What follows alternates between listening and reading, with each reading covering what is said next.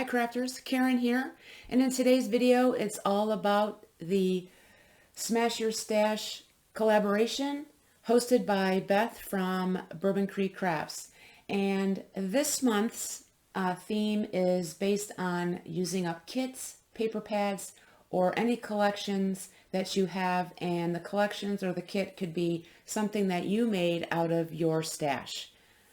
So the paper pad that you see here from Bo Bunny, this is a 6x8 paper pad. It's called the Garden Grove Collection, and I had this in my stash for a couple of years now, and I had several sheets left over, and I thought this was the perfect opportunity to bring this out and to use it up, and that's exactly what I did.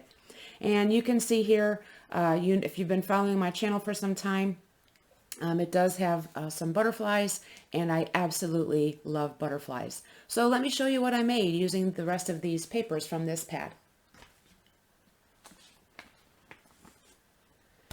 So of course I have cards, because why not make cards, right? So I used the Crafty Al's sheetload of cards, the August 2019 template, and I was able to get 2 cards using this template. And again, you can see the pretty butterflies. And what I love about this paper pad is the papers themselves just speak so clearly that, you can just use the papers all on their own and just add, a simple sentiment, just to let the papers do all the talking.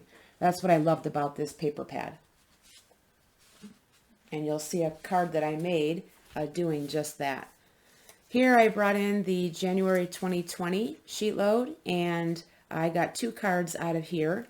And I kind of messed up this one, not realizing that I had to place this banner underneath the lower piece of the pattern paper. But it still works nonetheless. And again, you see the pretty butterflies in the paper.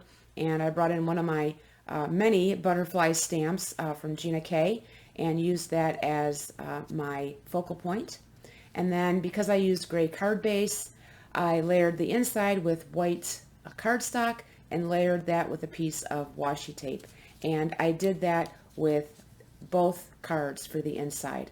And then I used my pops of color from scrapbook.com to add those pretty embellishments, if you will, on the front.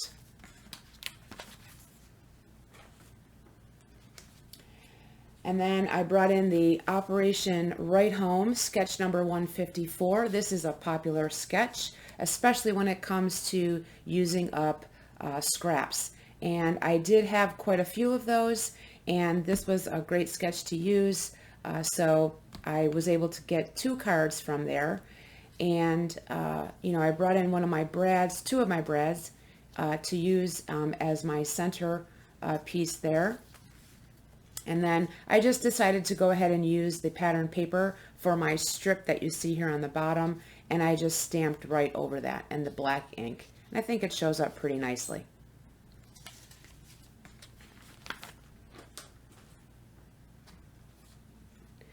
And here I brought in my collage cover-up from the die from My Favorite Things. And again, because I had a lot of scraps, I went ahead and I made this card. And I definitely like to use this a lot when I do come down to having the scraps. It definitely works great, making these 1-inch squares. And then again, just added another piece of the pattern paper to go across to use for my sentiment.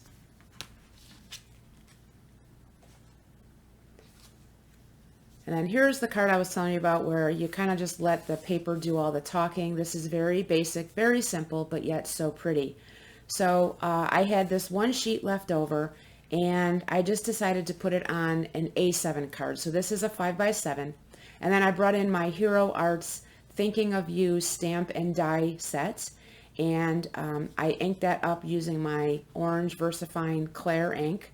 And then I die cut it out, and then I just added another sentiment that was part of that same kit.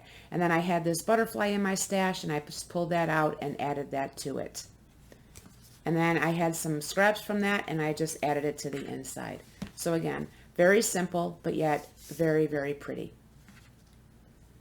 And then some other things that I made, not creating cards, I decided to go ahead and make some tags. So we can always use tags for any occasion, whether it be birthday, Christmas, anniversary, baby shower, bridal shower, whatever the occasion is.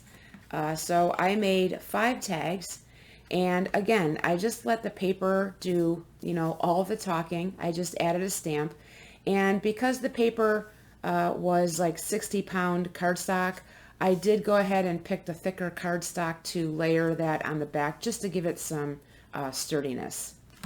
And then here I just added, so this background here actually of the tag was left over from this piece of pattern paper.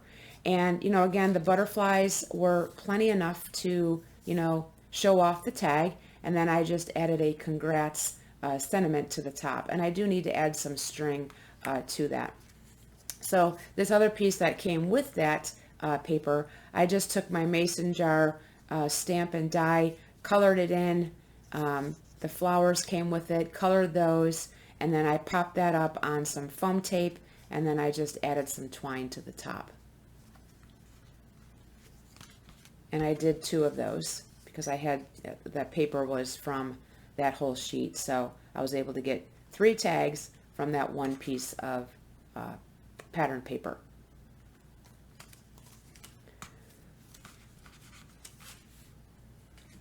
And then another thing that I made here, I found this on YouTube.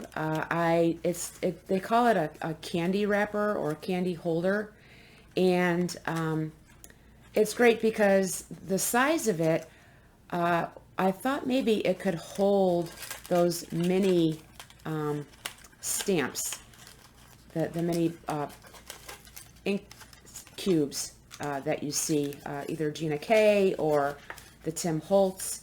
I was hoping, I brought it in to see if it would work, because usually some of my crafty friends, we typically do like a small exchange at the end of the year, and I thought this would be cute because I have a friend who definitely collects the cube inks.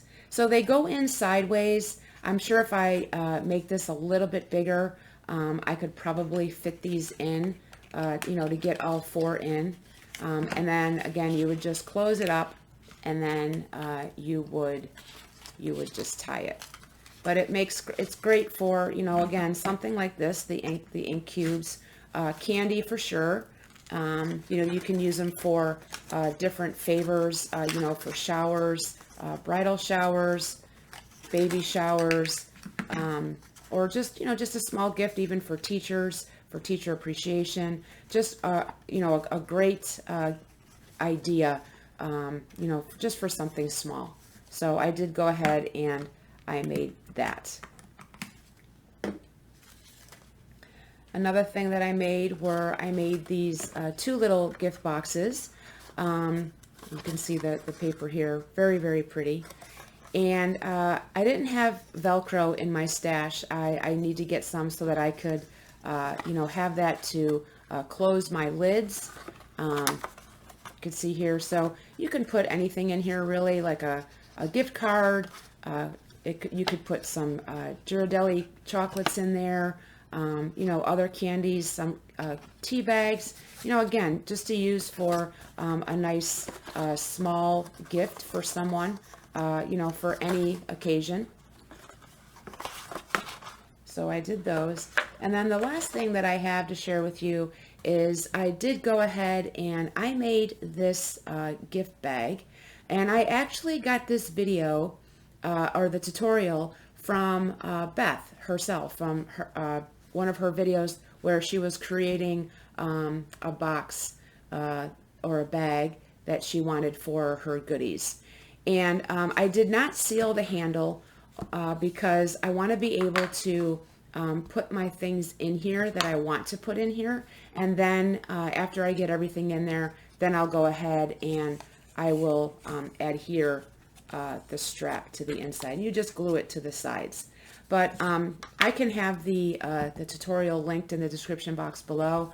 But it's really easy to make. And what I did with this is I didn't use the paper directly to create the box. I used a piece of the Nina Solar White cardstock, the 110 pound, because it's nice and sturdy. And, you know, it's not as flexible, or, you know, it's definitely sturdy to hold whatever I want to put in there. And then I just measured and cut my pieces down to size to fit on all four sides. And then I did leave the bottom white just because it is the bottom and you're not really going to see that. And then I just added a tag to the front with some twine. And then again, I will just add that handle, you know, after I put the gifts in there. And then I'll add some tissue paper in there as well. So these are the things that I made using up the rest of the